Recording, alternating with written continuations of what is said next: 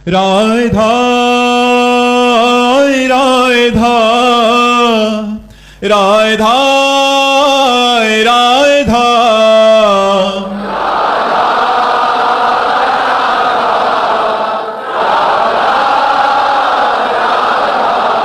हाय राधा राधा राधा राधा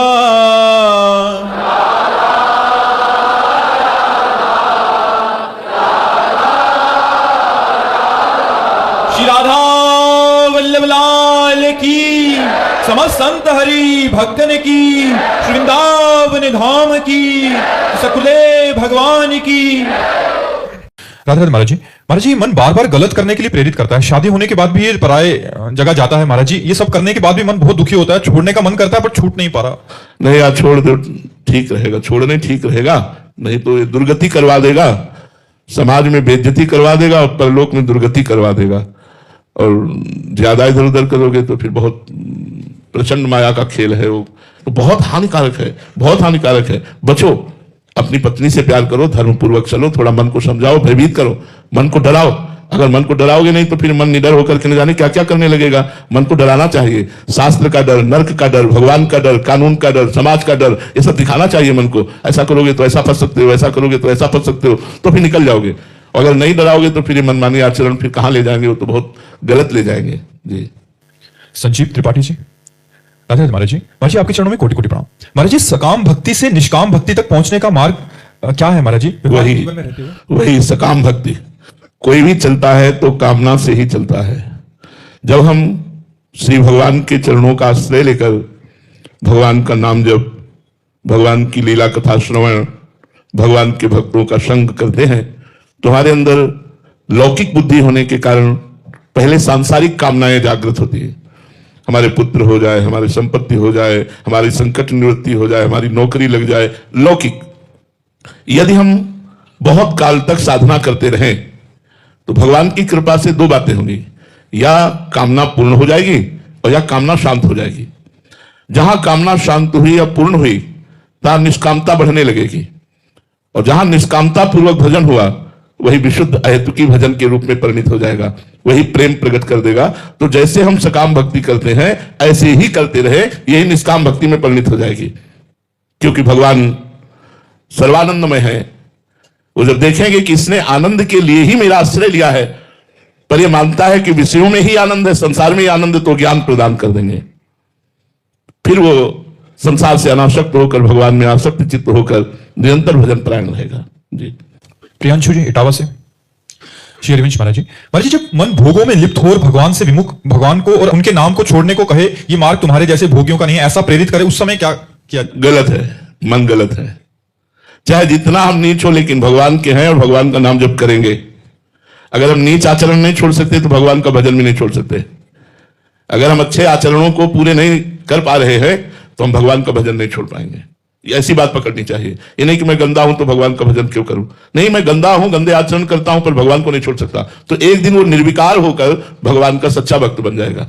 भगवान की बहुत प्रचंड माया है, बहुत प्रबल माया है। इसलिए ये सोचना कि मैं सद्गुणी हो जाऊंगा तब भजन करूंगा, तो सद्गुणी बनाएगा कौन? भजन ही तो आपको सद्गुणी बनाएगा। भगवान का नाम जप ही तो आप में देवी संपदा लाएगा। अगर ये सोचकर कि जब मैं सद्गुणी बन जाऊंगा, अच्छा बन जाऊंगा, तब भजन करूंगा, ये तो बिल्कुल मतलब गलत बात है। हम भजन करेंगे तो सद्गुणी बन जाएंगे, अच्छे बन जाएंगे, भगवान के लाडले बन जाएंगे। इसलिए हमको बुरे आचरण होते हुए भी, बुरा भाव होते हुए भी हमें नाम जप नहीं छोड़ना, क्योंकि यही नाम जप ही हमारे बुरे आचरण और बुरे भावों से हमको बचाएगा। ये बात समझ लीजिए।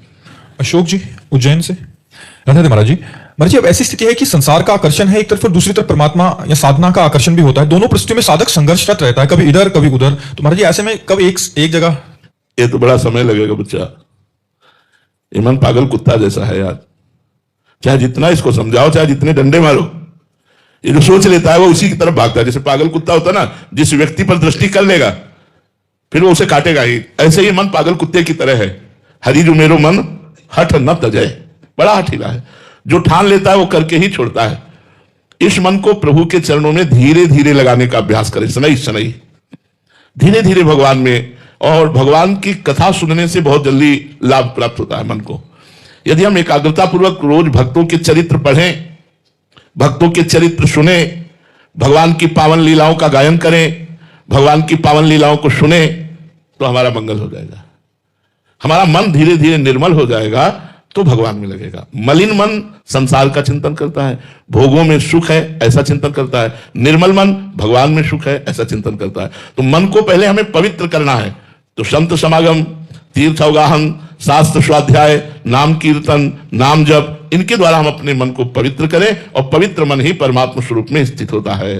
और परमात्मा स्वरूप में स्थित हो गया तो सब कामनाएं शांत हो गई।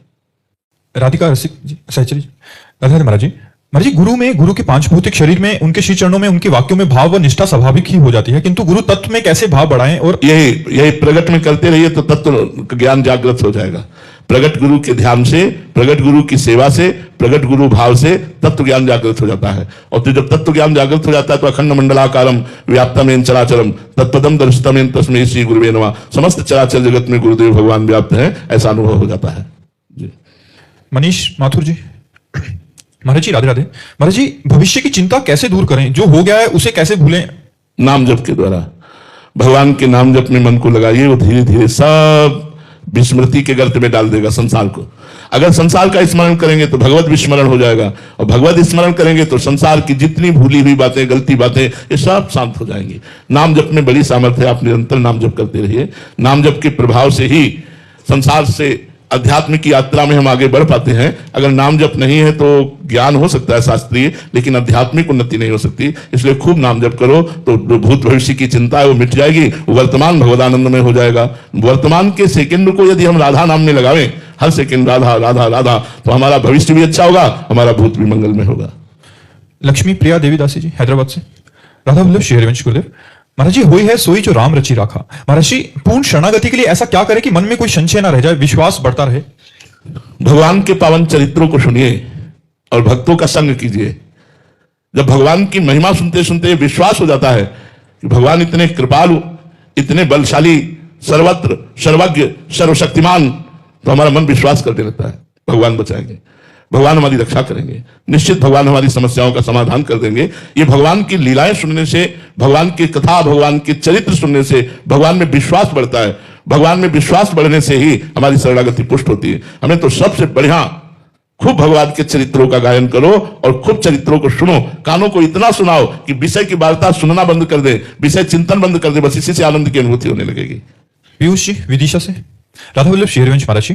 महाराज जी, काम और रसेंद्री के भोग को सबसे ऊपर रखा गया है। आपने काम पर विजय के लिए कई उपाय बताए, जैसे राधा सुदानी का श्लोक, 84 जी, रासा पंचाध्याय जी। महाराज जी, आपने कई संतों के चरित्र भी बताए जिन्हें रसेंद्री के भोग ने गिराया, और आपने ये भी बताया कि रसेंद्री को ठीक कर लो तो बाकी सब इंद्रियां अपने आप काबू में आ जाएंगी। महाराज जी, अगर रसेंद्री के भोग को इतना ऊपर रखा गया तो इसके लिए कोई मंत्र या अनुष्ठान और बताएं महाराज जी। वैसे इसके लिए एक प्रक्रिया है कि जो रसेंद्री को प्रिय भोग लगे वो भगवान को भोग लगाकर बांट दिया जाए, पाया ना जाए, ज्यादा किनका भर ले ले और पाया ना जाए। तो धीरे धीरे, यद्यपि ये मन को अच्छा नहीं लगेगा, पर धीरे धीरे यदि बहुत काल तक ये जांच करता रहे कि मन जो मांगता है, मन को जो पसंद है वो उसे ना दिया जाए रसेंद्री को, तो काफी समय लगेगा। फिर धीरे धीरे रसेंद्री काबू में हो जाएगी, वो स्वाद दृष्टि छोड़कर प्रसाद दृष्टि में आ जाएगी। अभी स्वाद दृष्टि में इसलिए जो स्वादिष्ट पदार्थ लगे, मन की तो चाल है कि पहले वही अधिक पाना चाहता है। अगर हमें खीर पसंद है तो अधिक से अधिक खीर पाओ, खीर पसंद है तो उसको रख लेते हैं, रोटी दाल सब्जी से पेट भरते हैं और एक चम्मच खीर ले लेते हैं, बगैर छोड़ देते हैं। ऐसे रसेंद्री को वश में किया जा सकता है। यदि अच्छे पदार्थ में हमारी प्रियता है और उसे श्री भगवान को अर्पित करके बांट दिया जाए और थोड़ा ले लिया जाए तो धीरे धीरे हमारी रसेंद्री वश में हो जाएगी। रसेंद्री वश में होने का तात्पर्य हर इंद्री वश में हो जाना। अगर रसेंद्री वश में नहीं तो कोई भी इंद्री वश में नहीं हो सकती, वो बस में नहीं माना जाता। रसेंद्री बस में एक बस में हो गई तो दूसरी जनेन्द्री बस में हो जाएगी। रसेंद्री और जनेन्द्री, जिह्वा और उपस्थ यदि बस में है तो जितेंद्री माना जाता है। 9 इंद्रियां बस में हो, एक इंद्री रसेंद्री बस में ना हो, उसे जितेंद्री नहीं माना जाता।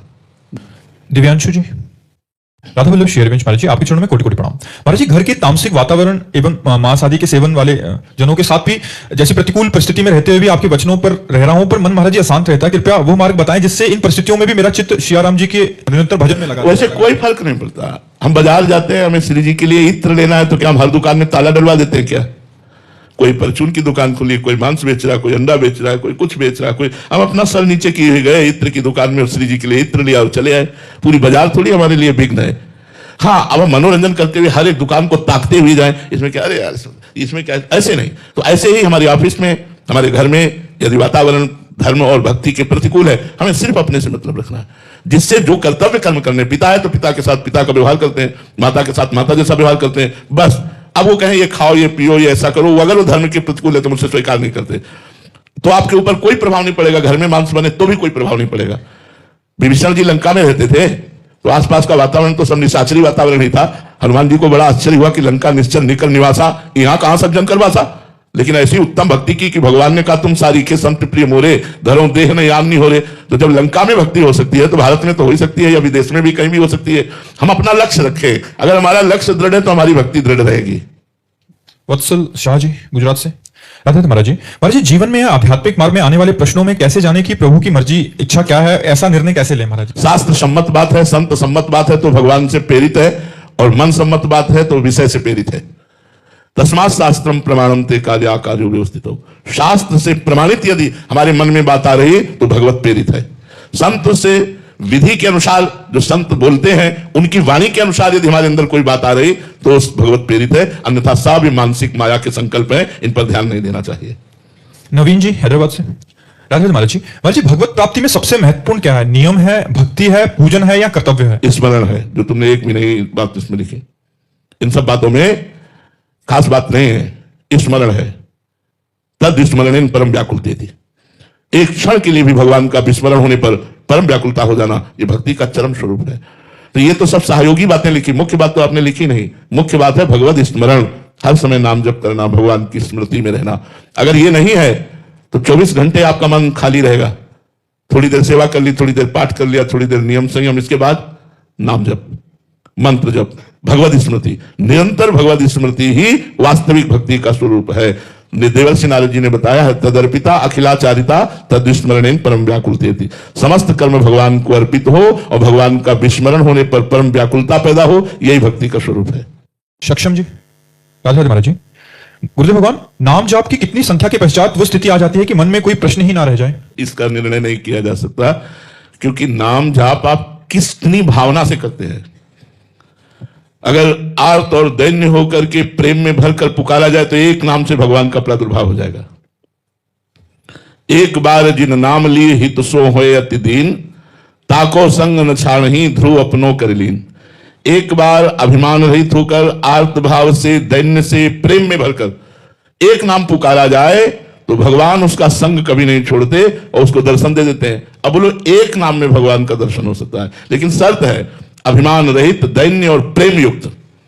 अब ये अभिमान रहित होना, दैन्यता आना, प्रेम युक्त होना कितना समय लगेगा, अब ये तो भगवान जाने। इसीलिए हम कितने समय में सारी कामनाओं को शांत करके भगवान के चरणों में बढ़ते हैं, इसमें हमारी लगन काम करेगी। इसमें संख्या नहीं काम करेगी, इसमें लगन काम करेगी। हम कितनी लगन से नाम जप करते हैं, कितने भाव से नाम जप करते हैं, कितनी आसक्ति पूर्वक नाम जप करते हैं, वही प्रभाव दिखाएगा।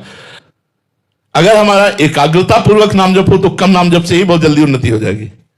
एकाग्रता, नाम का दर्शन करते हुए, नाम का श्रवण करते हुए, नाम में आसक्ति रखते हुए। तो भाई ये तो बोला नहीं जा सकता कि इतने नाम जप करो भगवान मिल जाएंगे, इतना नाम जप करो तो शांति आ जाएगी। अब पता नहीं कितने जन्मों के पाप आपके कौन कौन से जमा है, उनको नष्ट करने के लिए नाम भगवान को कितना समय लेना पड़े। तो इसलिए ये भगवान के ऊपर छोड़ करके अपने को निश्चिंत होकर नाम जप करना चाहिए। जितना अधिक नाम जप करोगे उतने भगवान की कृपा से आपके हृदय में शांति, आनंद और निष्कामता बढ़ेगी। दशरथ जी महाराष्ट्र से, राधे महाराज जी। महाराज जी, सूक्ष्म शरीर, कारण शरीर एवं स्थूल शरीर परस्पर एक दूसरे से विपरीत आचरण क्यों करते हैं? अंदर कुछ सोच रहे हैं, बाहर आचरण में, ऐसा भाव शायद है महाराज जी। नहीं, ऐसा हो ही नहीं सकता, ऐसा नहीं हो सकता। स्वभाव अच्छा हो, मन ठीक संकल्प कर रहा हो तो शरीर से बुरे आचरण हो ही नहीं सकते। स्वभाव में मलिनता है, मन में भोगों की इच्छा है, लेकिन हम आचरण पवित्र करना चाहते हैं, वो अपवित्र आचरण होंगे।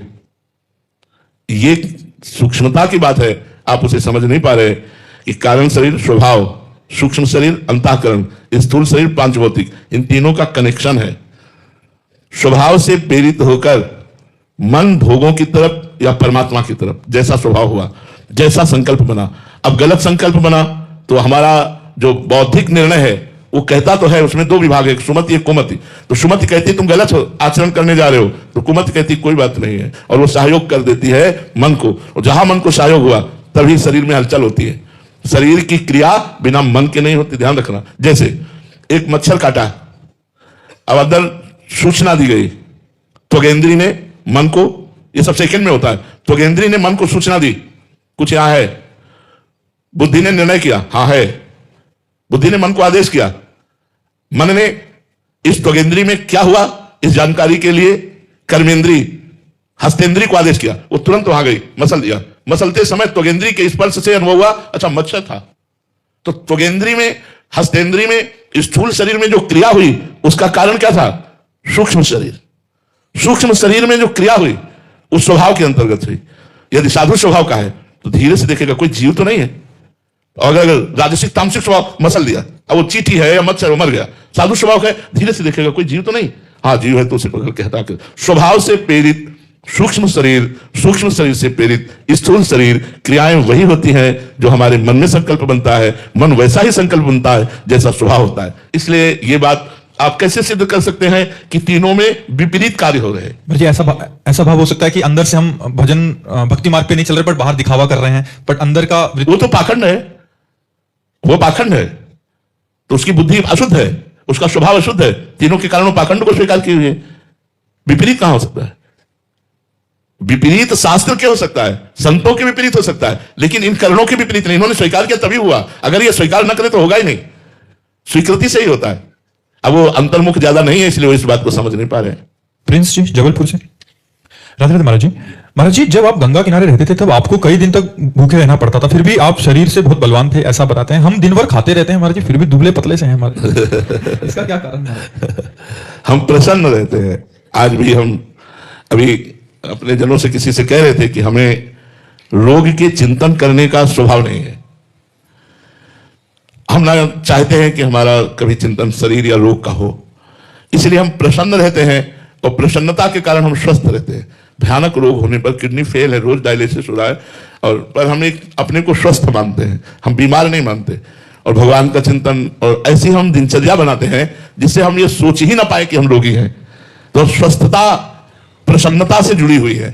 नहीं आप चाहे रबड़ी पाओ, आपको टेंशन में रख दिया जाए तो आप स्वस्थ नहीं रहेंगे। आप नमक रोटी पाओ और आप प्रसन्न रहो तो आप में बहुत बल तेज आगे आ जाएगा। तो गंगा जल में संपूर्ण सामर्थ्य है, जैसे गौ के दुग्ध में वैसे गंगा जल में हमने अनुभव किया है। गंगा जल में वो सब पोषक तत्व हैं जिनसे आदमी मरेगा नहीं और पौष्टिक बलवान होकर के चलेगा। 2-4 दिन थोड़ा नए में लगेगा ऐसा, पर अभ्यास करने पर, जैसे नर्मदा जी हैं, गंगा जी हैं, इनके जल में पोषक तत्व है जो हमें चाहिए जीवन जीने के लिए, वो उसमें है। तो जैसे भूख से व्याकुल होकर गंगा जल भरपेट पीते थे, हमें बिल्कुल वैसे ही पावर आता था जैसे गाय का दूध पीने पर। हमें कभी निर्बलता का, आज भी निर्बलता का अनुभव नहीं, यद्यपि हमारी सामर्थ्य नहीं कि मैं खड़ा होकर चल पाऊं, लेकिन हमारे अंदर उत्साह इतना है कि मतलब स्वस्थ पुरुष को भी हम कुछ नहीं सोचते, ऐसा स्वस्थता है अंदर, प्रसन्नता है, वो भगवान की शरण के कारण।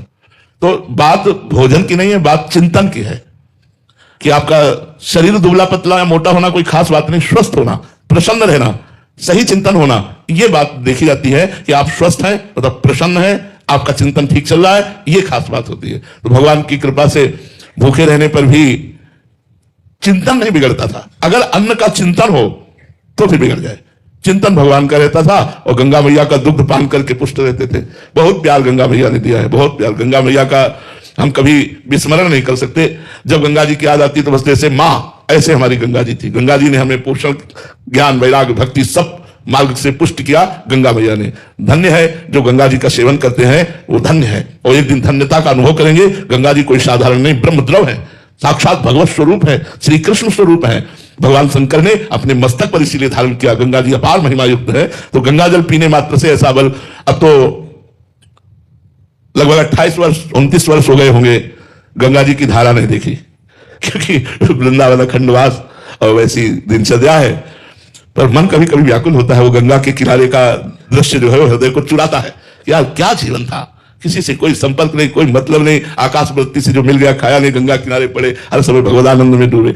ये कोई सत्य वस्तु नहीं है, आप सच्ची मानिएगा, ये सब माया का प्रपंच है। और यहां कोई प्यार करने वाला नहीं मिला मुझे आज तक संसार में। पाए जान जगत में सब जन कपटी कुटिल कलयुगी तंचु, सामने कहेंगे मैं आपका, और पीछे यही बात कितने से बोले हुए हैं, सामने ऐसा प्रदर्शन करेंगे, पीछे क्या है? तो सत्य वस्तु भगवान में चित्त लगाने से हर समय मन प्रसन्न रहता है और शरीर के दुख सुख का प्रभाव नहीं पड़ता, इसलिए आनंद में जीवन हो जाता है, परमानंद में जीवन हो जाता है जो भगवान के चिंतन में रहता है। श्री राधा वल्लभ लाल लाल की